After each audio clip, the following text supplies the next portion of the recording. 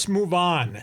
Interesting. You know, we all follow our teams from different levels of the media, whether it's your hometown radio station or it's your newspaper, the Union Tribune, or whether you're addicted to ESPN.com, etc.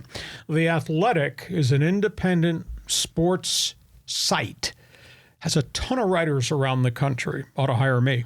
A ton of writers around the country that cover specific teams and specific sports.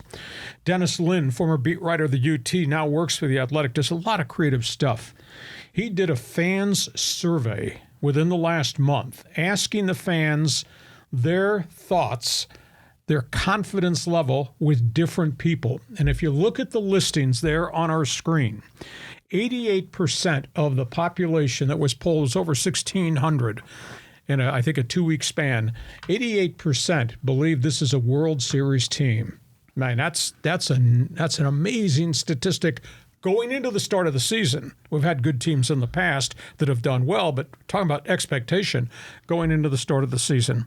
87% of the fans are really confident in Peter Seidler. They believe the blueprint. And as I just explained, this market is different. It's allowed Peter to do a lot of creative and different things. They like Bob Melvin. 55% think that was a good hire. And back when he was hired, I think the first time you and I got together on our initial rookie podcast, I said, this man has seen everything in the 1,300 plus games that he's managed in the majors. Good teams, bad teams, rich teams, poor teams, injured teams, healthy teams, etc. So there's nothing that happens in that dugout that Bob Melvin has not experienced before. I was a little bit surprised that, 32% only have confidence in AJ Preller. I'm really stunned at that statistic. Now, is that a byproduct because he paid all this money for draft picks and then proceeded to trade them all away? Is it because he made all these deals early on, took on all these contracts, and then had to dump those players, the James Shields and the Matt Kemps and the Justin Uptons of the world, and pay people to take them off the payroll? So I was really surprised at the lack of confidence in AJ Preller. Other ones, 27% of the people confident that Tatis can be the player he was before. And I'm shaking my head. I know we have to walk through the Cactus League and then see what it's going to be like when they start pitching for real when he returns April 20th to see whether the power in the bat is back, etc. But only 27% of the people talking about Tatis in a positive vein right now.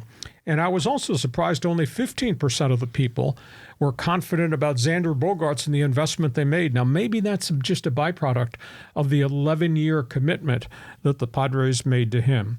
A couple of other topics that they posed questions to in terms of the rotation. 85% of the people that were polled said they were concerned about whether they had enough depth in the rotation. A lot of people really concerned about the Manny Machado situation, about can they keep him, will they re-sign him? 92% of the people, though, very confident that the Padres are going to keep Machado. A lot of people not confident about the Soto situation, but that's 2 years down the road. And then obviously the final question, sustainability. Can this spending spree continue? Not a lot of people confident it can, but enjoy the day, enjoy this year, enjoy next year, and we'll see where it goes. Your response to all the numbers we just put up from The Athletic. Yeah, it's amazing data, really, to get that from the fans. But it's funny how fans are so fickle, right? In some cases, they're optimistic, glass is half full. Other cases, it's doom and gloom, and Tatis is never going to come back. And, they're like Eeyore from the Winnie the Pooh, So I think... AJ Preller gets a lot of crap. I mean, you ever go on MLBTradeRumors.com, which is a great website, and there's a lot of really sophisticated baseball fans that just rip Preller to shreds because they think he's traded away too much to get what he has. But I figure it's like Jack McKeon in a way. He's got to be a trader. He's got to be doing deals. I like what AJ Preller has done. He's taken some risks, some gambles, and he's won more than he's lost. And I think that's a great thing. You got offended when I made the crack. The owner gave you a blank check and you overspent it. But that being said, they are where they are because of his aggressiveness. And the one thing, the intangible thing about AJ is my term boots on the ground. He's got scouts everywhere. And that's how you come up with Ha-Seong Kim. And that's how you develop guys that nobody else would have touched in the draft that suddenly either make your team or become a trade chip moved in another deal. You got to invest. You got to have boots on the ground to scout to find these players. And then what you do with the players is up to your staff in terms of how you build them. Do you keep them? Do you grow them? Do you trade them?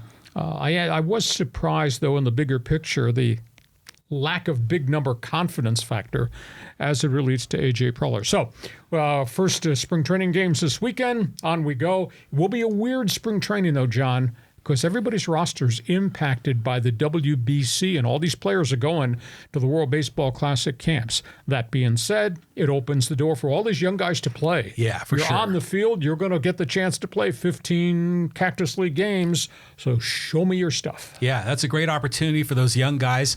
I mean, we're seeing, like Jackson Merrill's like the hot young shortstop, which, by the way, we already have 23 shortstops on the roster. But, it's good for him to get an opportunity, to hit off some major league pitching. And we'll see what we got. We'll see how deep the minor league system is for the Padres. Okay, on we go from